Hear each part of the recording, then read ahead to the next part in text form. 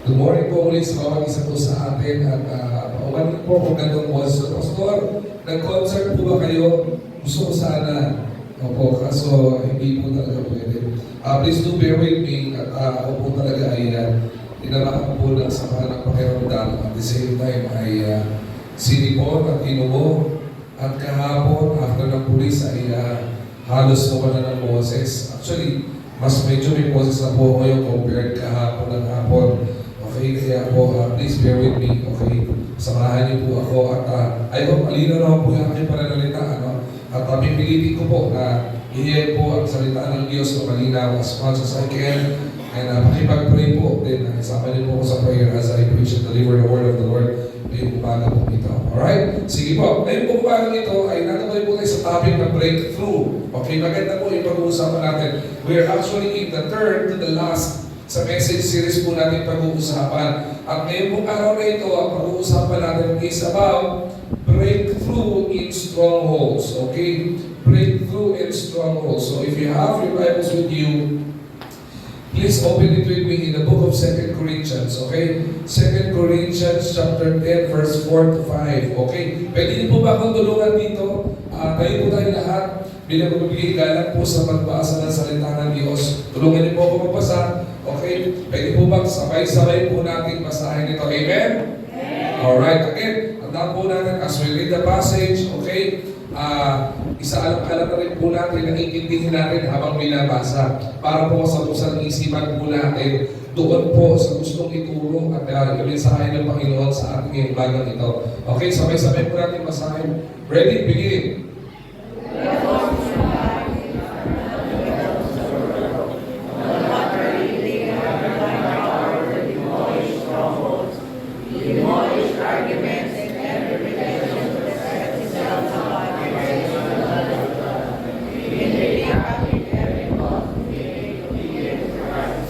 Amen. Masahin ko po muli. Sabi dito, 2 Corinthians 10, 4 to 5, the weapons, okay, we fight with are not the weapons of the world.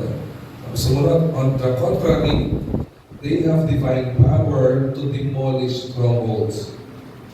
We demolish arguments and every pretension that set itself up against the knowledge of God, and we take captive every thought to make it obedient to Christ. May the Lord bless the reading of His Word. So madali po tayong sandaling manalangin. Hingin po natin ng gabay, patnubay ng Panginoon sa ating pag-uusapan at pag-aaralan po ngayong araw ito.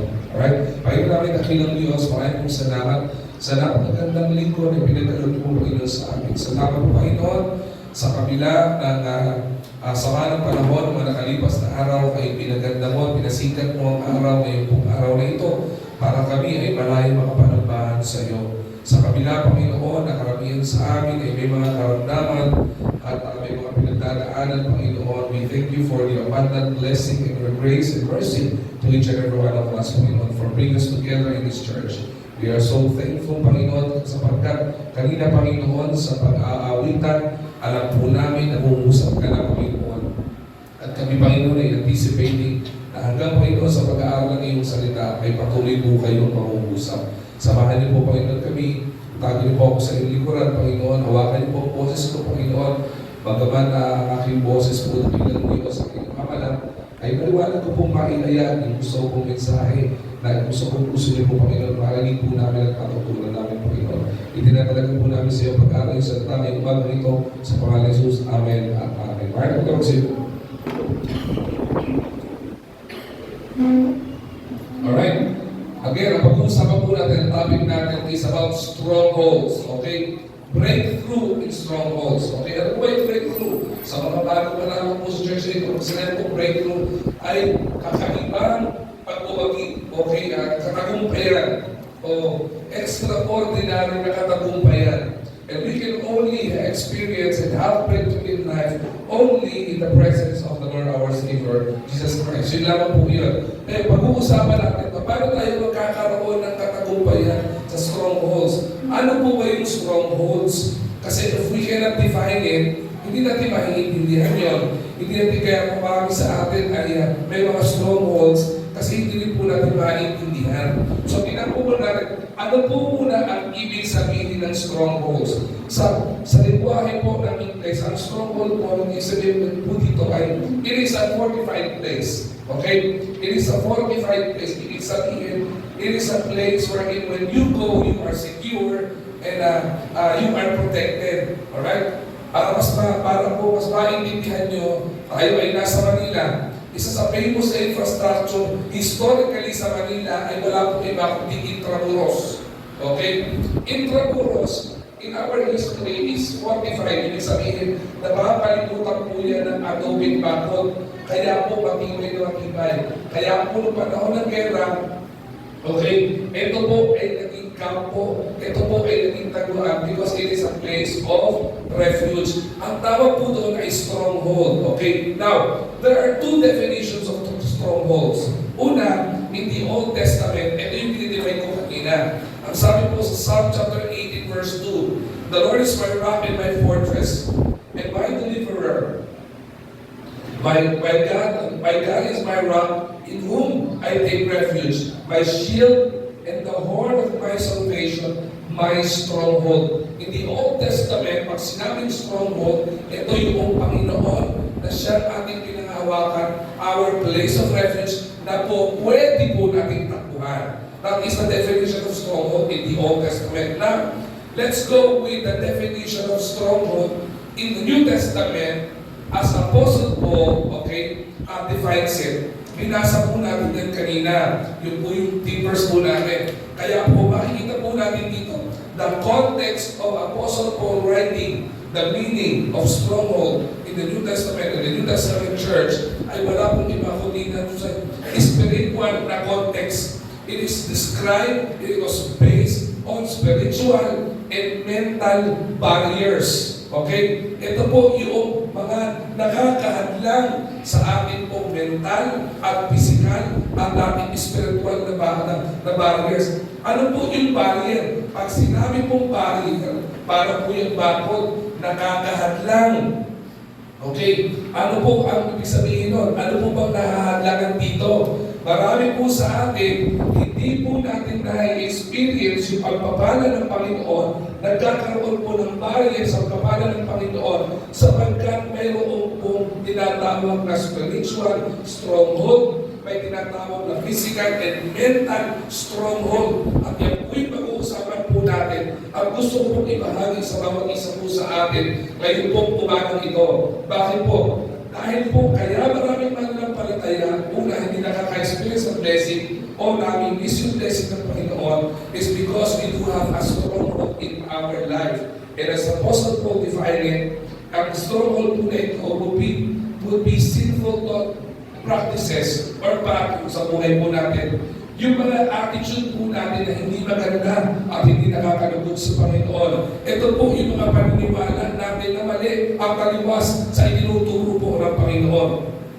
And several examples of sabihin po natin breakthrough or stronghold sa buhay po natin would be fear. Fear. Common po yung breakthrough. Minsan, di ba sa atin, takot tayo. Pag tinanong, ano kinakatakutan mo? Hindi ko po alam.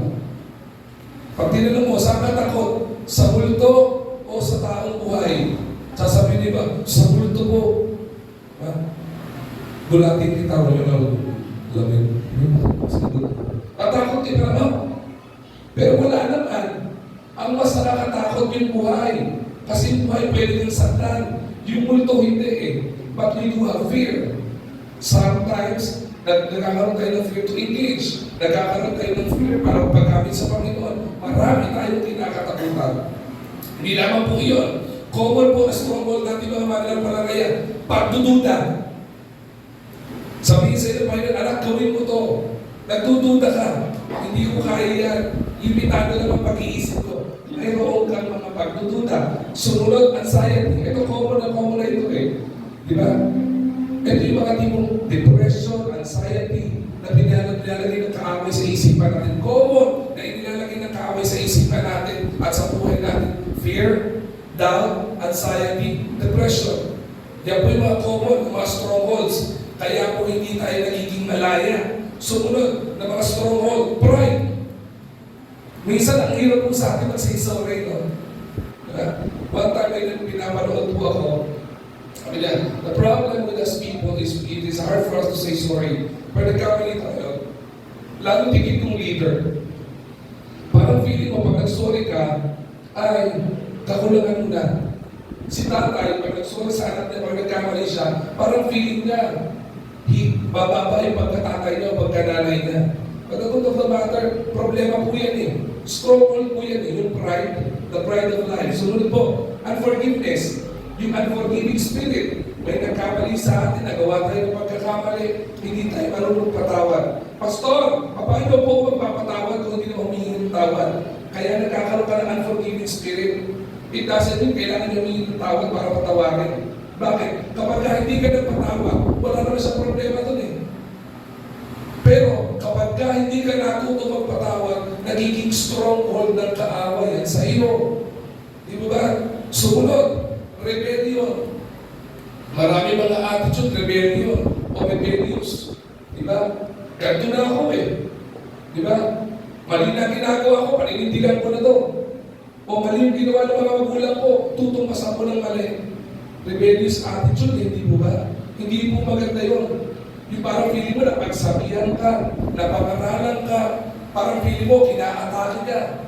Kasi ang ginagawa mo, nagre-rebelde ka na, you talk back, nagkakaroon ng murmuring. Ano po tawag doon? Rebellious attitude po tawag doon. And it is also a stronghold. Okay?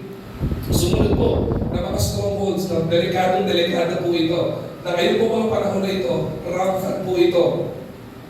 Ito po yung mga false teachings, mga false doctrines, na maaaring napapakinggan natin. Bakit po? Sa mundo ngayon, in the computer age, in the social media age, information is dalawasin ko. Kahit saan pwede ka makapakinig ng kahit anong mensahe. Alright? Pero tandaan po natin, hindi po lahat ng mga online content ay tama. Hindi po porkit itong pastor na to ay kilala, tama ang sinasabi. Kailangan po naging magpanuri tayo. Kailangan po nagbabasa tayo ng scripture bago po natin paniwalaan. Kaya kung papasin niyo po, every time na tayo po mga pastor dito, even Pastor BJ, as Pastor BJ, do not ever deliver a point in your message na wala kang backup na verse. Excuse me po, bakit? Magkakamali ka. Pag ikaw lang, magkakamali ka. Pero yung salita ng Diyos, never magkakamali. Hindi po ba? False teaching. False teaching and false ideology. Ito po yung mga bagay na po pwede natin mapulot kung saan-saan. At kapag hindi po tayo handa, hindi tayo nag-aaral, o hindi po tayo nananalangin, mapapaliwala po tayo ng landas. Marami po sinabi na po ng Bible yan eh. In the last days, dadami po ang mga false teachers. Kaya po mahalaga po sa atin na nag-aaral at babasa ng salita ng Diyos. Bakit? Kapag may mali ka pong ideology o may mali kang narinig na mensahe at in-apply mo yan, apektado ang buhay mo. Magiging stronghold yan ng kaaway sa iyo. Bakit po? Kasi stronghold is anything that is keeping you captive. Hinahawakan ka. Diba? Yung hindi ka nakaka-walk in freedom. That's the very reason why a lot of Christians never walk in freedom. Bakit marami po tayong makikita mga mananampalataya hanggang ngayon kuwag lahat? Talagang akala mo, lagi na lang depressed, lagi na lang, di ba? Lagi na lang discouraged. Wala na pong problema po doon eh. Dumadaan naman po lahat ng tao. Pero ang pinakamasakit kapag nagdudwell ka na sa mga bagay na yun, na inilalagay sa ilang kaaway, fear, doubt, di ba? Anxiety, pride, unforgiving spirit, bad attitudes, bad practices, bad teachings na inabsorb mo sa buhay mo. Kaya hindi tayo nagkakaroon ng kalayaan sa buhay natin is because we've put up so much in our lives that it has become our stronghold and it makes us captive. Kaya po ngayong oras po ito, maganda pong maintindihan natin paano po ba itinuturo ng Panginoon sa pamamagitan ni Apostol Pablo at kagawaran ni Apostol Pablo mula sa Panginoon, paano tayo magkakaroon ng kalayaan sa mga stronghold na ito. Yung totoo po, may clue na po eh. Because in the Old Testament, the only very main reason for us to have breakthrough in our strongholds, katulad ng pride o whatever sinful acts na yan, is going to God, going to the Lord. Psalms chapter 18 verse 2. God is our refuge. God is our strength. He is our very present help in trouble. Panginoon po yun eh. Yun lamang po, yun po, pwede po natin takbuhan para magkaroon po tayo ng kakaibang katagumpayan, lalo tigit sa mga stronghold ng kaaway sa atin. Kaya mag-iingat po tayo sa mga pinanonood natin, sa mga ginagamit po natin, sa mga pinapractice po natin, sa mga kaugalian po natin, sa mga bagay na pinakikinggan o mga araw na pinakikinggan po natin. Kasi kapag ito po ay kasalanan at mali, magiging stronghold po yan ng kaaway sa atin. Pero ang kagandahan po dito, ang biyaya po ng Panginoon, itinuro po ng Panginoon kung paano po tayo magkakaroon ng kakaibang katagumpayan sa pamamagitan ng mga strongholds na ito na maaaring inilalagay ng kaaway sa atin o maaaring nasa atin na. Iba dito, maaaring inilalagay pa lang ng kaaway. Pero may mga iba dito, baka inaalagaan na natin ito. Then we go to the Lord and pray. Sabihin natin, Lord, bakit hindi ko po, feeling ko hindi po ako malaya? Bakit feeling ko po, hindi ako nakaka-experience ng pagpapala mo? Bakit feeling ko po, Lord, wala yung presensya mo sa buhay mo? The very main reason is because we have strongholds in our life. At yun po ang nagiging pinangahawakan ng kaaway sa buhay natin. Kaya po tayo hindi nagiging malaya. Everybody wants freedom. Pumunta po kayo sa preso. Sila Ate Joyce, meron po silang ministry sa correctional. Once a month, pumunta po sila doon. Pag tinanong mo prayer request ng mga inmates po doon, yung mga tatago sa kanila ay people deprived of freedom. Diba? Hindi po sila malaya, nakakulong po sila dahil meron po sila nagawa magkakasala o sila ay nakakusahan ng pagkakamali. Pag tinanong po sila freedom, sino po ba kaya ng kalayaan? Yung mga bata nga po, bata pa lang kayo at gusto niya kalayaan eh. Gusto niya malaya na kayo mag-desisyon eh. Wala pa kayo 18 years old, gusto niya talagang ginagawa niyo kung gusto niya na eh.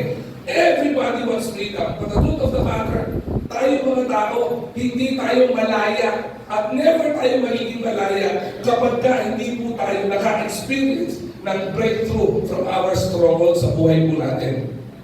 Yan po pag-uusapan po natin. We will dwell in 2 Corinthians chapter 10 verse 4 to 5. Ito po yung aral na itinuro po ni Apostol Pablo doon po sa mga miyembro ng Church of the Corinth. Kasi po noong time na ito, may pinagdadaanan po, nakita po ni Apostol Pablo na yung mga tao dito hindi nag-grow. Hindi po nagiging malaya. Hindi nagiging victorious sa kanilang buhay, in which that is not the plan of the Lord for them. At nung makita niya, kaya pala hindi nagiging victorious, kaya pala nahuhulpag lahat ng pagpapala ng Panginoon sa kanila, is because there are a lot of strongholds in the people of the Church of Corinth. At sana po, may matutunan po tayo dito. 4 na bagay lamang po ang gusto kong ibahagi dito. Una po, na gusto kong ibahagi is this: recognizing the reality of strongholds.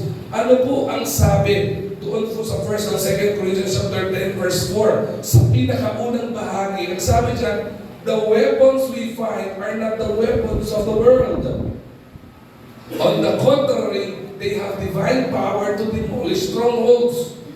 Tingnan po natin Bagitin ko po muli Sabi dito, the weapons we find is not the weapons of this world. Pastor, nakakatakot po yan eh. Pagbigay po kayo, isang sample ng weapon sa mundong ito. Ano po? Kutsilyo. Nakakatakot po yan. Nakakatakot po yun, makakasugat yun eh. Baril, bala, nakakatakot. Masusugatan ka, pwede kang patayin. Hindi mo ba? Pero may mas nakakatakot na weapon doon. Kahit ang nuclear bomb pa yan, may mas nakakatakot na weapon dyan. Alam niyo po kung ano? Yung weapon na hindi nakikita.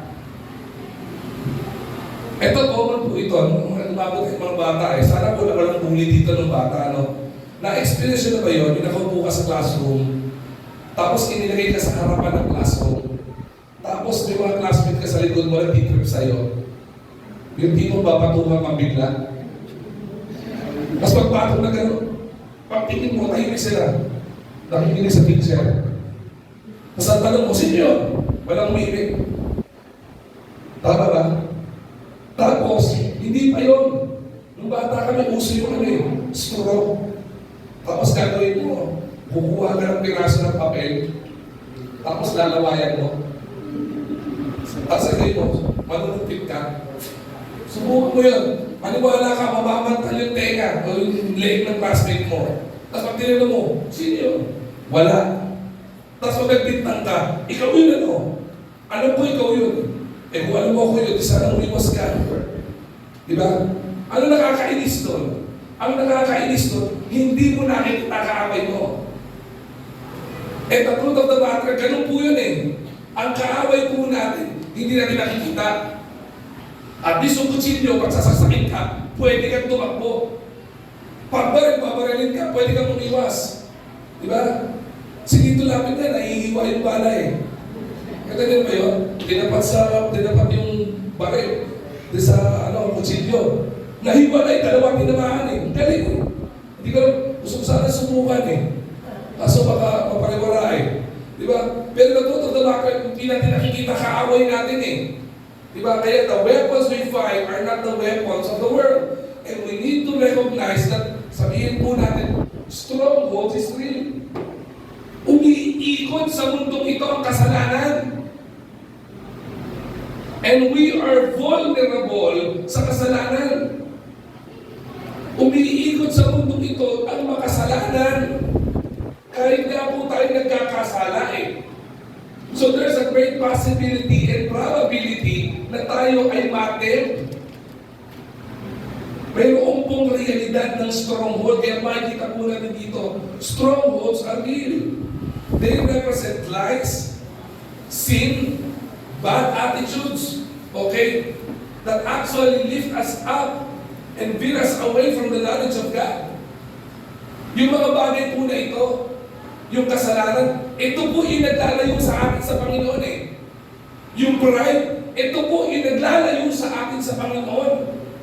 Pansinin niyo po, kapag isang pananampalataya natisod, anong common dahilan bakit ayaw na bumalik sa church? Anong common sasabihin niya? Nahihiya ako eh. Natutok na bakit? That's pride. Panginoon na lumalapit sa iyo, lumalayo ka, nahihiya ka ba? Pride po yun eh. Hindi po, makasalanan po ako eh. Eh bakit? Sino ba sa church na hindi makasalanan? Kahit po yung pastor na nasa harapan niyo, makasalanan din po eh. Wala na po perfecto eh. Kung perfecto, kung sana isang boses po ngayon. Hindi po ba? Pansinin po natin, strongholds are real. Inilalayo po tayo sa Panginoon. Yung pride, unforgiving spirit, yung rebellious attitude, bad attitude, ilalayo po tayo sa Panginoon po niyan. And whenever or whether it's fear, addiction, or pride, this invisible fortress keeps us to be enslaved. Alam niyo po yung pinakamasakit? Itong mga bagay na ito, hindi natin nakikita. Pero ang laki po ng epekto sa buhay po natin. Nakakita na po ba kayo ng preso? Paano niyo po malalaman kapag ang isang tao ay preso o nakakulong? Usually, nakalagay siya, naka-encapsulate siya sa isang kwarto, 4 na corner at mayroong pong barrier. Kaya malalaman mo, itong tao na ito is deprived of liberty, ng kalayaan. Pero marami pong tao ang nakakulong, pero hindi nakikita yung barrier. Ang dami pong mga mananampalataya, nasa loob ng isang kwarto, nabubuhay ng hindi malaya, po pwede kang lumabas ng malaya, wala namang humahadlang eh. Ang problema, dahil hindi po natin nakikita yung kaaway natin, yun po yung nag-uholpak sa atin para maging malaya. Hindi po natin po nakikita yun. Ano po nangyayari? Diba? If we think of the invisible bars, para po tayo po ito. Though there will be no physical bars or barriers, people can still be imprisoned by what? By guilt.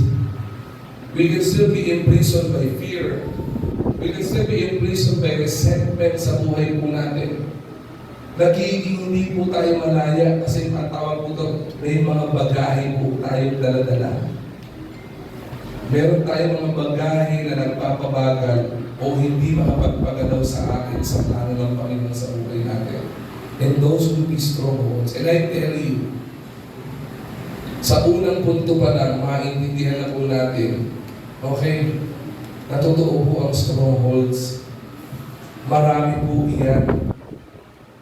Kaya pinakamaganda po after this message, uwi natin sa bahay natin, tingnan po natin yung mga strongholds. I would remember, kwento lang po ako ng konti regarding this matter. I would remember, I was still in the Bible school during this time. And nasa ulo-ulo po kayo, I'm the associate pastor of IB Solo during this time. Ang pastor ko po noon, ang lead pastor ay si Pastor John D. Meron po isang pamilya umaten sa amin sa ulo. Tapos yung nanay niya, yung bata, nahawakan ko po siya sa youth ministry sa Mandaluyong High School. Kasi meron po kaming Bible study at campus ministry during that time. So, umatin na yung bata. Masabi ng bata, Pastor, okay na po ba isama ko yung mga magulang ko sa church? Kaya po siya, okay lang. Mas maganda nga yun eh. Bring them to church. Mas dumating yung pamilya. Noong time na yung I was the one preaching, I felt a different spirit in the auditorium during that time. And ang pagpaling po ng mukha ko, na nagkakamali, the mother was on my right side. Kaya po tayo sa hulo, alam mo yung sura ng hulo eh. The mother was on the right side. Kapag tingnan mo siya, bantulog siya. Alam mo yung naka-aircon po yung church doon. Pag-ikot-ikot yung puwet niya, yung nakaupo siya, pero gano'n siya ng gano'n. Tapos pinagpapawisan siya. Basta, I was really praying kasi I'm sensing a different spirit during that time. As I praise the Lord, nagpipray po talaga ako. So I let it pass, kinausap namin kung sa buhay, okay naman. Umuwi. The following week, sabi ng bata, so pwede po ba kayo pumunta sa bahay? Bakit po? Kasi po, yung mother ko was acting really weird. Bakit? Ay, kung may treatment ka sa bata to. So sabi ko, sama tayo kay Pastor Chandy kasi mas lead pastor, mas mailan sa akin, mas may experience. Sabi niya kasi po one time, madaling araw, around 2:30 in the morning, okay, yung nanay ko po, nakita ko sa harapan ng pinto. 2:30 in the morning, na andun, nakatayo lang. As tinanong nila, pumasok na po kayo gabi na madaling araw na baka may pumasok pang iba dyan, pasok na po kayo. Hindi umiimig yung nanay. Tapos, it seems like tumatango-tango yung nanay na parang may kausap. Ay ko, wow. Pastor, sinilip namin kung may kausap. Malapit kung may kausap. Kasi bahay nila, yung pintuan, hindi po paglabas ng ganito kalye, pintuan. Paglabas mo ng bahay nila, aakit ka adobe. Adobe, parang basement yung bahay. Aakit ka ng ilang palapag bago kalsada. So ang taas mo ay mga ganito kataas. Kasi ito yung pinto. So sabi niya, imposible po pastor, may kausap siya. Kasi may kausap siya, makikita po namin. Yan. Oh. Ano yan? Sabi niya, yung pinapasok nila, so kinabahan sila. So hinapagdali natin nila. But the mother was parang unstable, hindi makatulog, nakatulala lang. Kasi, itsura niya nasa church siya. Binunta namin. Sabi ni Pastor Jandy, I think may problema yung mother. May something sa house. May possession sa house. Sabi, what do you mean, Pastor? Una, isa lang mananampalataya, the rest of the family, hindi mananampalataya. So magkaroon kayo ng casting. Casting out of evil spirit. Okay? So punta kami doon. Sabi ko, Pastor, excited ako. Naisip ko, casting out of evil spirit, wala akong experience doon ha. Balik ako, Pastor, wala akong experience doon. natakot ako eh. Nilagyan agad ako ng kaaway ng fear eh. Sabi niya, ang gagawin mo, sa aming mga elders natin, manalangin muna kayo. You make it sure, kung meron kasalanan sa puso niyo, hindi niya tawad. Tapos paano mo kayo magkakasal? You pray every room. You share salvation sa family. And you pray each and every room. Ay, sige po. Balik-uli ako. Balik ka. Ano po gagawin namin? Alam niyo, ayaw ko talaga pumunta. Natagawin mo, hanapin mo yung mga stronghold sa bahay. At dapat isuko nila yun. Guess what? Punta kami na lang. Like the long story short, pinag-pray namin kada room. Dahil na parang basement yung bahay, okay, technically, the house is actually a vacuum. Walang airflow. Okay, tapos meron, sa isang kwarto, meron isang room. Maganda yung background music ko eh. Pakawin ko yung pag-PDM dito mamaya eh. Meron isang vacuum na room. Tapos yung vacuum na room ng CR. Pero yung CR may inodoro, pero may takip ng inodoro ng plywood. Tapos may tubig, standard yung water. Siguro parang magsasahe. Maganda. Maganda nagka-kadip yung water. Tapos may halong lang sa gitna. Nag-uusap kami nila Pastor Rowie. Kaya naman pray ko sa ay kuya, nag-uusap niya kasi elder ko siya church niya. Sabi niya, kayo ko, Pastor. Ay, sige, pray tayo. Pasok po ako. Kaya pray ako. Tumuto ko sa halong lakas. Kinakasal ng Panginoon, kung meron akong evil spirit dito, ay palayain mo. Di ba, gano'n? But we were praying, sabi ng Bible, be wise as a serpent and harmless as a dove. So habang nagpipray po kami, nakadilat po kami. Tapos napansin ko, sa likod ko, kapag nagpipray ako, may kumanon. Tuk! Kasi pinto po yun eh. Nakita mo yung kamay ni Pastor Rowie. Nakakapit na gano'n. Pag hindi ako lang, baka naman hinawa ka lang pakinakaso ni Pastor Rowie. Yeah. Tapos isa namin kasama yan people, umatras. Ay, okay, umatras. So, nag-pray ako. Tuloy pa rin mong prayer. Alam po, pag vacuum, walang gagalaw dyan. So, everything stagnant. Alam niyo yung water, biglang nag-ripple. Yung parang naglaglag ka ng maliit na bato, tapos gumalaw yung water. Sabi ko, Lord! Gusto ko na matras eh. Lord! Palayaan niyo po itong bahay na ito. Give us protection, Lord. Tayo na lang sa sabihin namin. Iliwanag namin kung yung ginawa namin, iliwanag namin kung gagawin. Tapos sabihin natin, ano po bang meron sa bahay na ito? We study the historical background of the house. Anong pinanggalingan? Anong meron dito? Tapos, sinurvey namin yung house. Okay lang po ba? Sabi niya, okay lang po. Kasi namin, during the time, medyo okay siya nito. Gusto ko lang po talaga paging malaya kasi po, nung time na nakita ko ng mga anak ko, hindi ko po alam yun eh. Kunento lang po nila sa akin yun eh. Ang feeling ko, may bumubulong sa akin. Kaya nandun ako. Ay, okay. Sinig po namin. Tingnan po natin yung mga strongholds. Alam po yung stronghold, liwanag po natin yung strongholds according to this context. Di na yung mga gamit. Guess what?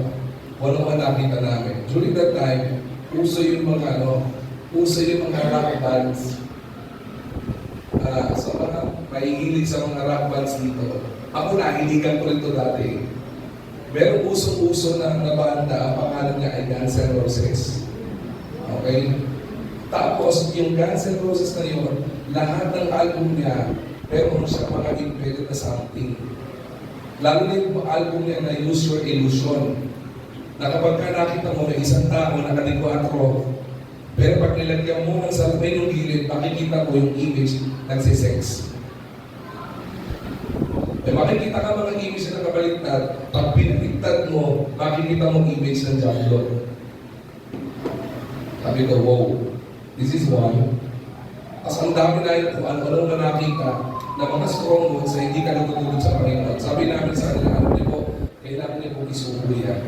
Bakit po? Kaya po hindi kayo nagiging malaya kasi po merong stronghold ng kaaway dyan. Nakakatakot, pero totoo, marami po sa atin ba? Kaya po hindi tayo makapag-move forward sa buhay po natin. Kasi if you will dig deep in your heart and in your life, you know there will be strongholds. Baka may inaalagaan kang maliit na kasalanan dyan. Baka may inaalagaan kang pride dyan. Baka hanggang ngayon, dumadami ng buhok mo, nauubos ang buhok mo, ikaw may hindi ka pa pinapatawad sa buhay mo. Alam mo, marami ka nang kunin ni Lord, pero may mga hindi ka pa rin pinapatawad sa buhay mo. Stronghold ng kaaway yan. Yung mga maling turo na in-absorb mo, di ba? Hindi sound doctrine, hindi turo galing sa Panginoon in-absorb mo, isinasa buhay mo, nagiging stronghold ng kaaway sa iyo yan. Kaya hindi tayo maging malaya. Para tayong preso na wala naman nakikitang physical barrier, pero hindi ka makalabas-labas. Kasi ninyo, ang dahil mga young people, alam mo, niloloko ka na ng boyfriend mo at saka ng girlfriend mo, pero hindi ka pa rin makalis. Bakit? Bakit hindi ka maging malaya? Kasi may pinangahawa ka sa iyong girlfriend mo eh. May mga bagay na ginawa kayong kasalanan na nag-hold sa inyo. Kaya mga young people, makinig ka dito. Yung may mga girlfriend at saka may mga boyfriend. Okay? Talaga isipsip ko talaga dito. Hindi po naninira. Paalala lang po ito. Mahal ko kayo eh. Di ba? Huwag kayo mag-iingkit sa isang bagay na ginagawa ng mag-asawa na. Bakit? Hindi ka magiging malaya. At the end of the day, magkakaroon ka ng guilt. Magkakaroon ka ng resentment sa buhay mo. Kaya hindi makalaya-laya eh. Pwede naman break-in na kasi hindi naman kayo okay. Hindi mo magawa. Wala namang physical barrier umakatang sa iyo. Hindi ka man nakaposas. Wala namang nakatutok ka shotgun sa iyo. Pero hindi ka makawala. Bakit? May pinakahawa ka ng kaaway sa buhay mo eh. Ano ginagawa? Tinatakot ka na eh. Kahit mo sa vigilance conference eh, yung buong karamihan ng mga bagay na mga naging dahilan kung bakit ay kailangan yung vigilance sa mga predators eh. Nag-engage, yung pinanghahawakan eh. May panakot.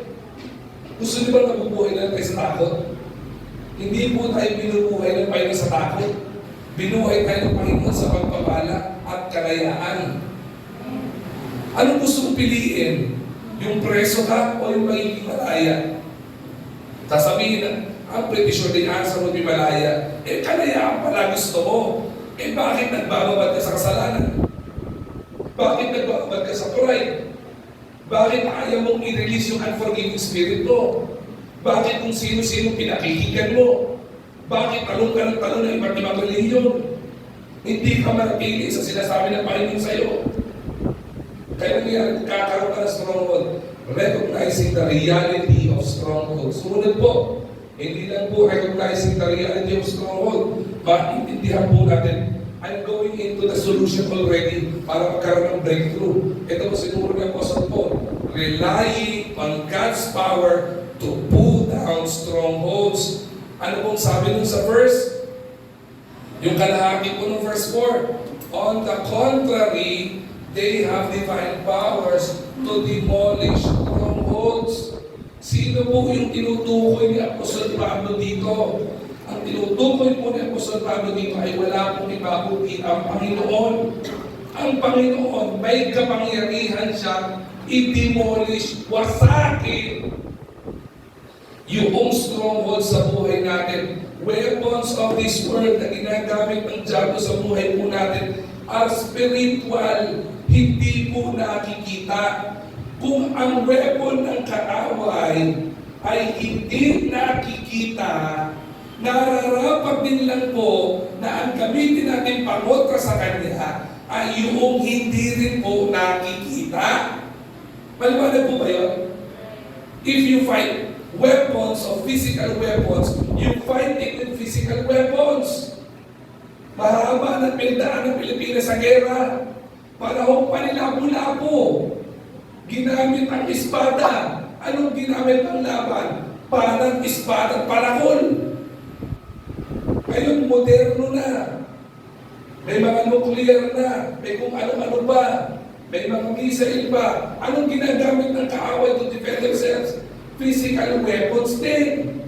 Ngayon, kung po ang ginagamit ng kaaway ay hindi nakikita, Eh nararapat din lang po na gamitin natin yung mga bagay at solusyon hindi rin nakikita. Tama po ba? Kaya po sabi dito, on the contrary, they have divine power to demolish strongholds. Ano po yun? Christians, listen to me carefully. If we have strongholds, we already have our weapons on our side. It is just a matter of we are not using that weapons. Or we are not using those weapons. Ano po yun? Sample po, kung spiritual warfare po ito, kasalanan, maling katuruan, bad attitude, ano po dapat natin gawing weapon na gamitin po diyan? Prayer! Weapon po natin yan eh. Hindi mo kailangan magbayad sa mga telco para kumunik sa Panginoon. Isang buka lang ng bibig mo kahit iniisip mo ba na nananalangin ka, pinakikinggan mo ng Panginoon. Primary weapon po natin yan eh. Isa pong malakas na weapon yan. Kaya nga po ini-encourage sa atin ng mga kapatid na mag-prayer meeting eh. Ang dami pong churches, pag linggo, puno. Pag prayer meeting, wala. Pasilin mo, kung sino makawala sa prayer meeting, hindi ko po sila hinuhusgahan. Pero sila yung bayag-bayag, may dadaan ang problema. May strong yung kaaway. May weapon ka eh. Bakit hindi mo gamitin? May pinagdadaanan ka pag hindi ka lumuhod sa Panginoon para manalangin. May karamdaman ka, bakit hindi ka manalangin sa Panginoon? Bakit hindi po natin ginagawa yun? May weapon tayo eh. Sumunod po na weapon natin, ano po? Anong ginagawa ng kaaway? The enemy, the devil, wants is seeking whom he may devour. Ang gusto niya, pahinain ka. Ang gusto niya, ma-feel mo yung discouragement. Ang gusto niya, ma-feel mo na ikaw, wala kang kwentang tao. Diba? There was a famous saying, Misery Loves Company. Ang buhay ng diablo, miserable na yun eh. Bakit? Pa-impyerno siya eh. Siya ang hari ng impyerno eh. Misery Loves Company. Ang gusto niya, may kasama siya. Gusto niya may katrompa siya doon. Ngayon, gusto niyo bang katrompa ka niya? If you ask me, I don't want that. Ang dapat natin gawin, pagpipain natin yung pananampalataya natin. Yung mga bagay na magpapatibay sa pananampalataya natin, gawin po natin. Manalangin tayo. Magbasa tayo ng salita ng Diyos. Makinig tayo ng salita ng Diyos. Diba? Mag-devotion tayo. Diba? Makisalamuha ka sa mga matitinong Kristiyano. Makipag-fellowship ka. Makipagpanalangin ka. Magkaroon ka ng accountability partner mo. Bakit? Because these invisible weapons can tear down the works and the walls of sin, doubt, fear, and false beliefs in our lives na nagiging stronghold ng kaaway sa buhay natin. Believe it or not, Christians, Apostle Paul is urging the Church of Corinth during this time. Gusto ng Panginoon maging malaya ka. Ang gusto ng Panginoon pagpalain ka. Ang gusto ng Panginoon maging okay ang buhay mo. Pero wag kang manatili doon sa mga bagay na nag-hold back sa iyo. Na yung enemy nito, there's a foothold in your life na hinahawakan na yun, kaya hindi ka nagiging malaya. Masakit yun. Kahit po sa aming mga pastor, kahit po magkanda po ito ng litid namin dito paghahayag ng salita ng Diyos, kapag ka matigas ang ulo, matigas talaga ang ulo. Kaya nga paulit-ulit dito ituturo eh. Bakit po? The only reason for us to experience breakthrough, apart from the reality of strongholds, kailangan po natin manindigan at kumapit po doon sa kapangyarihan ng Panginoon. Bakit? Yung kapangyarihan ng Panginoon lamang po ang may kakayanan to demolish strongholds in our life. Ang dapat lamang po natin gawin, isurrender sa Panginoon.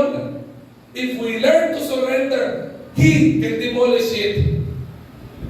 Pastor, ganun pala naman eh. Alam pala naman pala ni Lord na kaya niyang i-demolish. Pag hindi niya lang i-demolish. Kasi gusto niya, isurrender mo. Kasi pag hindi mo sinurrender, kahit itapon mo yan, kahit isunog mo yan, babalikan mo yan. Kailangan sumuko ka sa Panginoon. Lord, suko na ako. Hindi ko Hindi ko kaya ito. Kayo lang may kakayanin dito. Yung kasalanan mo ito, binabalik-balikan ko ito, Panginoon. Hindi ko po kaya ito. Pero sa biyaya mo, maninindigan ako, Panginoon, na kaya mo, Panginoon, i-demolish yung stronghold ng buhay kong ito. Kaya ako gusto kong maging malaya. Malaya naglilingkod sa iyo. Malaya nagpupuri sa iyo. Malaya sumasamba sa iyo. At malaya nakaka-experience ng pagpapala mo po. Breakthrough happens when we rely on God's power. Remember the story of David and Goliath? Pastor, physical weapon yun eh. Tirador at bato eh. Yeah, it is a physical weapon. Kasi may physical na kaaway eh. Pero tingnan po natin dito, yung pananampalataya ni David, walang sino mang higante na po pwedeng humarang kay David. Dahil alam niya, mas malaki ang Panginoon sa higanteng kaaway na kaharap niya. Ganon din po tayo. Ano man laki ng higante sa harapan natin na maaaring magpabagal sa atin, maaaring magpahinto sa atin, maaaring mag-persecute sa atin, maaaring mamutya sa atin, sa biyaya ng Panginoon, kaya niyang patumbahin yan. Ang problema, baka tayo ang pinutumba. Yung po'y matutunan natin story nun eh. Bakit? Nung panahon na yun, the purpose of David was to bring food sa mga kapatid niya na nasa front line. Na andun po yung higante. Anong sabi ng higante? Diba? Sabi niya, ilabas niyo ang pinakamatibay na warrior ng matatang warrior ng pinakamatapang. One of the greatest warrior of that time is during that time. Ang gagaling. Very strategic. Ang galing ng hari during that time. Pero nandun sila sa likuran ng mundo, kinukot siya. Ano na? Wala ba? Wala ba nalaman sa akin? Mag-isa lang ako dito. Wala ba? Ginawa ni David, sabi niya, who is this uncircumcised Philistine? In Tagalog, sino itong isang lalaking itong bitulik? Sorry po sa atin, pinagiganda sa akin sa tenga, di ba? Pero pangungod kaya, ano makikilot siya rin pag ni David ng pamalitag yun? Bakit? Kinukot siya niya yung nasyon ng Panginoon eh. Ikaw, anak ka ng Panginoon eh. Kinukot siya ka na eh. At yung pangungod siya sa iyo, kasama pangungod siya sa Panginoon eh. Pinapahintulutan nila during that time. Ang sabi nila, ako po lalaban. Ang sabi ng hari sa kanya, isuot mo itong breastplate, isuot mo itong helmet, dali mo itong sword na malaki. Alita po ni David eh. Shepherd boy. Nung naglakad, hindi makapaglakad eh. Mas malaki pa sa kanya yung gear eh. Hindi ba? Sabi niya, hindi po. Okay na po ako sa pinador at saka bato. Kumuha ng 5 bato. Okay na po, pastor. Mahina pa naman pala tayo ni David. 5 bato kinuha. Nagkakamali po kayo doon. Matindi po pala naman kayo Haring David. Bakit po? Kaya po 5 batong kinuha niya kasi may 4 kapatid na higante, si Goliath na nag-aantay. Ang pananampalataya sa Panginoon, hindi mo kayang patumbahin ang anak ng Diyos. Dahil kakampi namin ng Diyos, isang bato para sa isang higante, isang maliit na pebble. O pwede gamitin para patumbahin ka.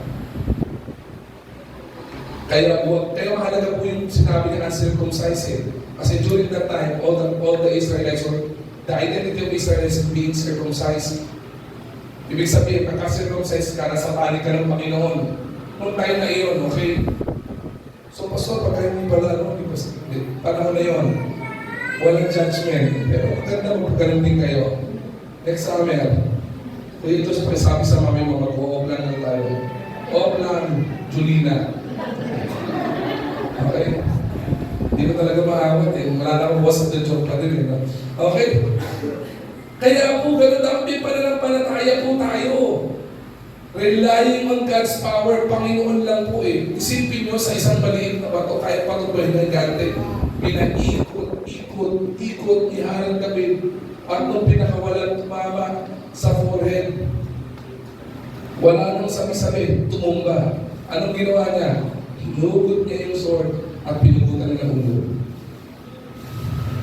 Wala kang kapangyarihan para patumbahin ang anak ng Diyos.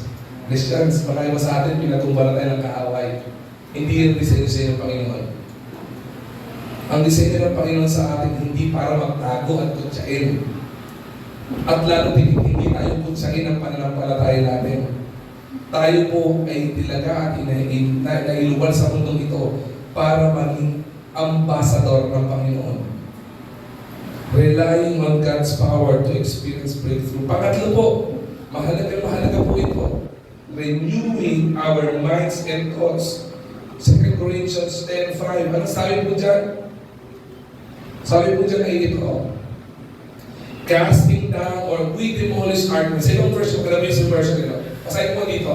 We demolish arguments and every pretensions that sets itself up against the knowledge of God. Hold to po muna doon. Sa ibang version po, ang sinabi po dito ay casting down imaginations in every high thing that exalted itself against the knowledge of God. Alam niyo po ba, the greatest battlefield ever recorded in this earth is not doon po sa pinakamalaking gerahan. The greatest battlefield na mahirap pagkawagian, alam niyo kung ano?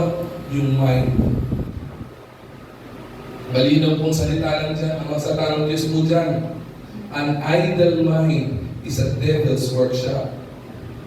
Kaya po, sa Tagalog, huwag kang nga. Huwag kang tulala. Huwag kang wala sa focus. Malinaw po ang Bible dyan. Kapag ka ikaw nakatanga ka, tulala ka, hindi mo alam ang gagawin mo, di ba? Dahil mo ba'y na-stroke, galaw-galaw din, mga kapatid. Di ba? Our mind becomes a devil workshop. So, maniwala po kayo, iba ang kapangyarihan ng brain. Magpunta kayo sa mga doktor. Di ba? Psychologists, may tinuturong principle. Mind over matter. Pag kaya ng isip mo, kaya mong gawin yan. Diba? Sobrang maglaro ang imahinasyon. Diba? May dinidream kong bahay. Sa imagination mo na, may picture mo na yan. Ilang kwarto, ilang kotse. Diba? Nag-imagine ka ng trabaho, naisip mo na, umakakit ka sa isang building, bumubukas ka ng pinto, na malaking pinto, may magandang desk ka. Ang tindi ng kapangyarihan ng imahinasyon. Kaya po kahit sa imahinasyon pa lang, nagkakasala na tayo. Kaya nga po sabi, be careful what you see. Be careful what your hand touches. Be careful what you sniff. Be careful sa mga pinapasok natin sa tenga puso natin. Bakit po? Makapangyarihan ng utak. Kaya niyang paglaruan sa isip mo yan. At kung papasinin mo, kahit yung mga milyonaryo sa mundo ito, at tinanong mo sila, ginamit nila yung kapangyarihan ng utak nila.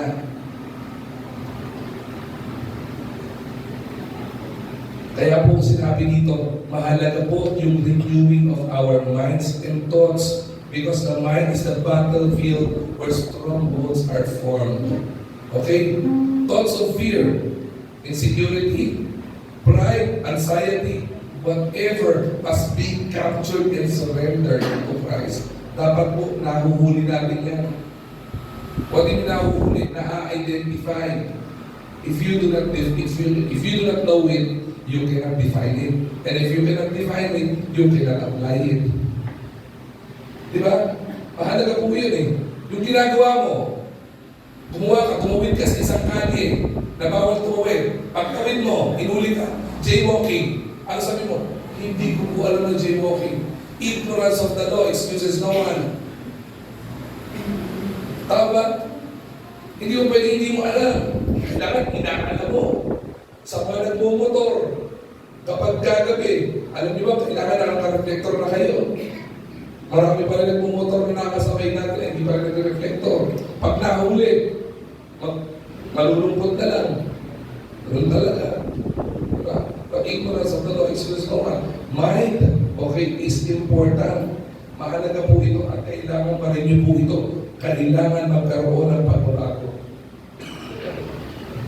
We must replace lies with God's truth. Pero po tayo mga engineers dito.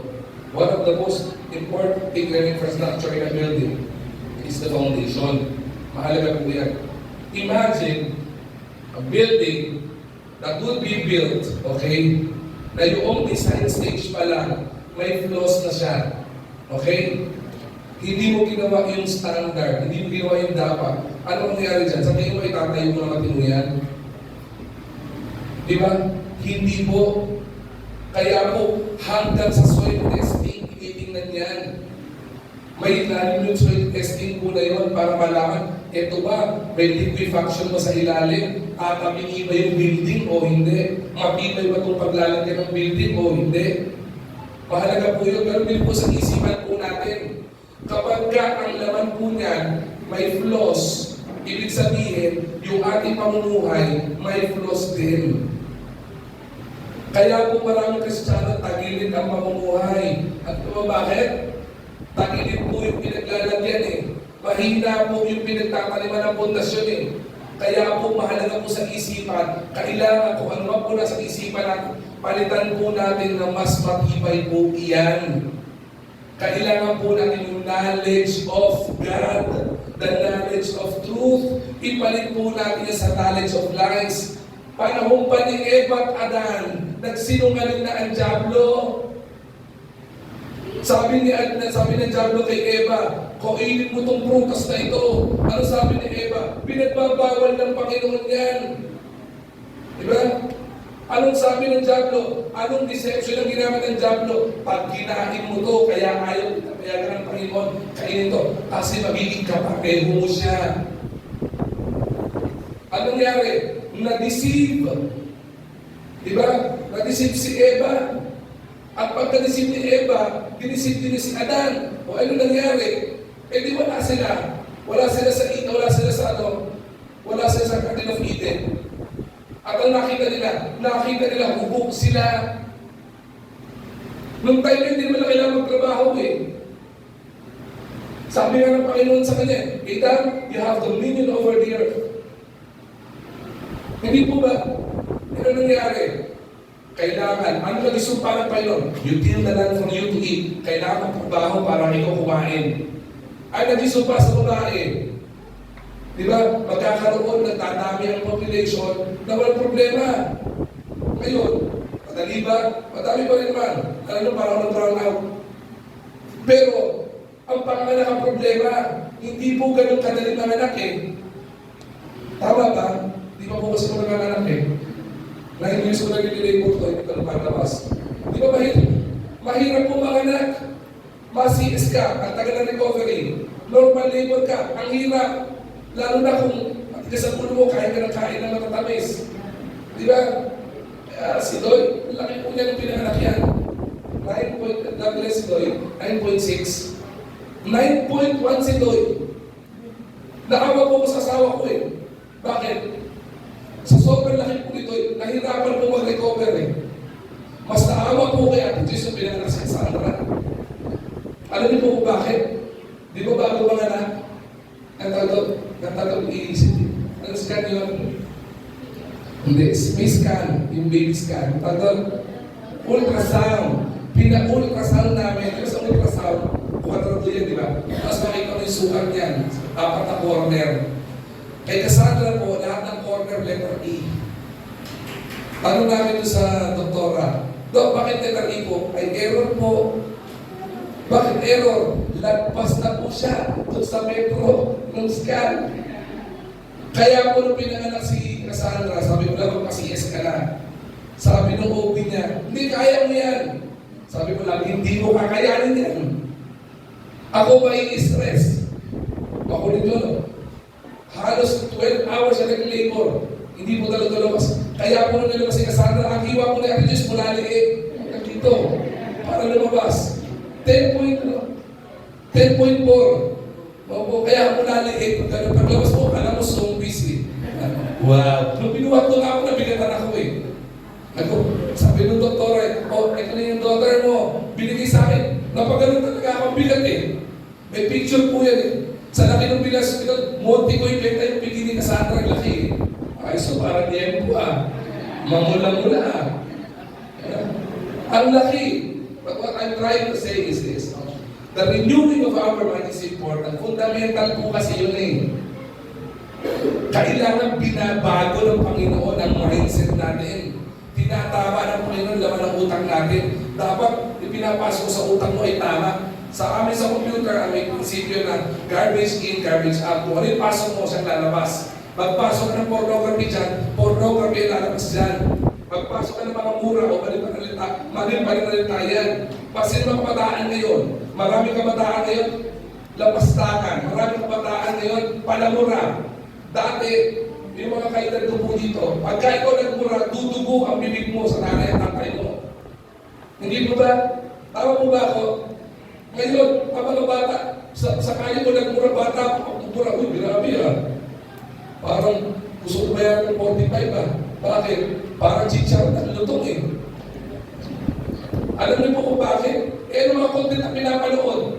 Yung mga content sa social media, walang ginawa kundi magmura. Tama po ba?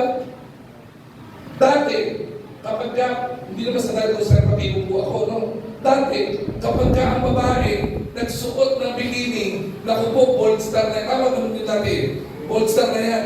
Kaya ano mga panahon pa na mas matatanda pa, ang barot sayo niya, takip ang kamay at paa. Bakit? Tingnan nyo history books, pag nakita ang paa o any part of the skin, ikakasal ka sa kanya. Kultura ng Pilipino yan eh. Ngayon, ang mga boss ng mga babae. Diba? Eh, nakabilan na lang mo kasi. Aba, hindi mo na kailangan bumili pa ng H&M, F&M. Hindi mo na kailangan bumili ng mga pagkasin na ganun eh. Social media, nakabalang magandami eh. Ang dami mga dirty posts. Yung totoo, nalulungkot ako. Bakit? Hindi mo kailangan ibigay ang katawan mo para dumami ang likes mo. Hindi mo ba? Bakit nagiging ganon? Kasi ang sinasuggest ng mundo, pag pinakita mo katawan, ang ganda niyan. Pansinin mo, sa season say, karamihan ng mga ganito, pinagpupost, siya po na tinitira ng predator. Kaya po kahit po tayo yung people natin, lagi mo na mag-text dyan. Di ba? Tama lang no? Oo. Buti pa ba ito ma-clear? Kailangan po yung renewing mind. Kasi pag tama po ilagay mo sa isip mo, ang spiritual na nandun sa isip mo, magkakaroon ka ng breakthrough sa stronghold. At ang huli po, tapos na po ako dito, ang gusto ko sabihin is this, sa lahat ng bagay na sinabi ko po kanina, ano po yung una? Recognizing the reality of strongholds, relying on God's power to experience breakthrough, renewing our minds and our thoughts. Panghuli po, is responding in obedience to God's word. Mahalaga po ito. Verse 5, bringing, sabi sa ulit, and we take captive every thought to make it obedient to God. Ibig sabihin, maging masunurin po tayo sa Panginoon. Lahat ng ipag-uutos ng Panginoon sa atin ay siya i-apply po natin. Di ba? Tandaan po natin. Dito po sa church, meron po tayong mga siman. Tama? Sino po siman dito? Ito meron. Siman po kayo, ano? O, sumapa na sa barko, sasamba pala. Sasamba pala. Okay? Ang siman, importante po yan. Mga unang panahon, meron po silang mapa. Ginagawa nila parang aeroplano, may flight map. Sa kanila, may navigation map sila. Ngayon, maganda na eh. Technologically upgraded na eh. Meron tayo pag na GPS, Global Positioning System. Okay? Ang ginagawa po niya, yung mga pahinante ng barko, wala silang gagawin mo dito adhere to what the word the captain would steer yung kanila. Diba? Yung manibela ng barko. At yung kapitan naman, all he needs to do is to adhere doon sa desisyon o ruta na binapadaan sa kanyang GPS niya. Okay? Ang tawag po doon ay nagiging obedient sa doon. Bakit? Pagka umalis ka sa ruta mo, it's either mapunta ka sa bagyo o mababang waters yan, madamage yung barko. Di ba? O kaya, delikado yung lugar na yan, kaya hindi ka pinadadaan dyan. Ganun po sa buhay natin. The captain of our ship is none other than God. He holds the map of our life. Alam niya ang future mo. Alam niya kung nagkamali ka, ito ang magiging repercussions dyan. Alam niya, dito ka magpapalain ng Panginoon. If God holds the map of our life, and He is the captain of our ship and our life, all we need to do is to adhere and obey kung saan tayo i-steer ng Panginoon. Kung gusto mo mapunta ka sa tamang lugar at hindi ka mapahama, sundin mo yung mapa ng Panginoon. Alam niyo po sinasabi dito, para hindi tayo mapahama, for us to be obedient, we need to adhere to God's Word. Kasi malalaman lang natin yung God's will if we would understand God's Word. Hindi po natin maiintindihan yung will ni Lord kung hindi ka nagbabasa ng Word ni Lord. Kahit anong pray mo, Lord, ipakita mo sa akin ang Lord's will ko. Lord, anong will mo kayo sa trabaho ko? Lord, anong will mo sa akin sa course na kukunin ko? Lord, anong will na gusto mong gawin ko sa desisyon sa ganito? As long as you are not reading and not engaging to the Word of the Lord deeply in your life, you will never ever understand God's will. Ang masakit, magiging disobedient ka, unknowingly. Hindi ko sumusunod eh. Ang masakit, kung ikaw masasano ka na, may sinasabi ang Panginoon sa iyo. Sinabi ng Panginoon sa Bible na hindi mo dapat ginagawa yan. Pinag-aralan ka ng pastor mo, makulit ka pa rin. Ano nangyari sa naging disobedient ka? Ano nangyari? Hindi ka magiging malaya. Defeated ka. Responding in obedience to God's will. Let me end with this. Maintindihan po natin. Breakthrough, okay? Breakthrough begins when we recognize, when we rely, renew, and respond to God's power. Ulitin ko po breakthrough begins, especially when it comes to stronghold, when we recognize, when we rely, when we renew our mind, and when we respond in obedience to God's power. Tandaan po natin, we experience breakthrough not by our own might, but by God's power and Spirit. Alam mo, pinakamahalaga po, to experience breakthrough sa stronghold is for us to have a surrendered life sa Panginoon. Surrender our plans, surrender our wants, surrender our desires to the Lord, and He will lead us to freedom and victory in our life. Is that what we want? Isn't that what we want? We want freedom. We want blessing. If we want that, the word of the Lord is clear. He will lead us to victory if we recognize that there are strongholds, if we rely on God's power, if we renew our minds and our thoughts, if we respond in obedience to God. Ang dalangin ko po, sana as we end this message ngayong umaga ito, mapilit yung faith natin mas matindi, no? Mas tumibay tayo, mas lalo tayo magtiwala sa Panginoon, mas lalo tayong maawag sa Panginoon. Kapag tayong mag-hold back, huwag kang parang isang preso na wala naman talagang barrier na physically, pero hindi ka nagiging malaya. Ang gusto ng Panginoon sa iyo, ma-experience mo yung kalayaan sa presensya ng Panginoon. Alright? Tumayo po tayo lahat. Nalangin po tayo. Panginoon, aming nakilang Diyos, salamat po sa iyong salita. Salamat po sa iyong biyaya. We believe, Lord God, that there are different strongholds in our life. Maaari ba sa amin a stronghold of sin, stronghold of unforgiving spirit, stronghold of pride, Panginoon, stronghold na may mga naitutunan kami na mga maling katuruan na hindi galing Panginoon sa iyo.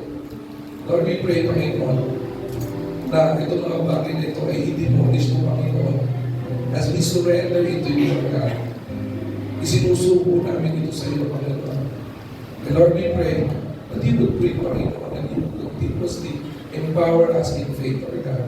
Kahit po, Panginoon, kung meron po dito, Panginoon, na hindi pa kakilala sa iyo bilang sarili at tagapagligtas kayo, Panginoon. Pangusap na po sa kanila na bilang Diyos na sila po inalala sa church na ito ng nananampalataya, nagtitiwala, Panginoon, sa iyo at willing, Panginoon, na isurrender ang stronghold ng kaaway at maging malaya sa presensya mo, Panginoon. Maging malaya kami, magdulog sa iyo. Maging malaya kami sumasamba At maging malayan po, Panginoon, kami ginagamit sa iyong upasan ng kanilang Diyos. And Lord God, we give you back all the praises and all the glory. It's mighty we pray. Amen.